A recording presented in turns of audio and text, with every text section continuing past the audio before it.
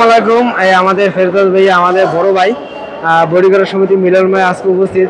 আচ্ছা ভাইয়া, প্রথমে প্রশ্ন হচ্ছে বডিগার্ড সমিতি এসে কেমন লাগলো, আর আমাদের যে পিওর অথেন্টিক যে গোলগোল্লা বডিগার্ড বাজারে ভাসমান যে গোলগোল্লা খাই কেমন লাগলো?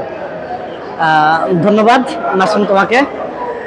মূলত বইটাকাটা সমিতির এই মিলন মেলা আসলে আমাদের প্রাণের স্পন্দন।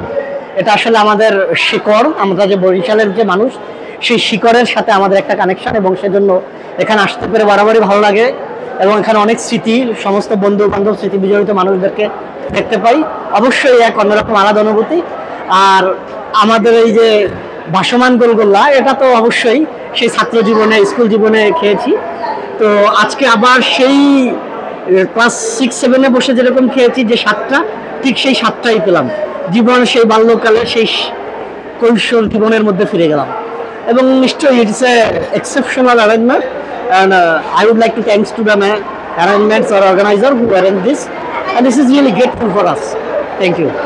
ধন্যবাদ ভাইয়া।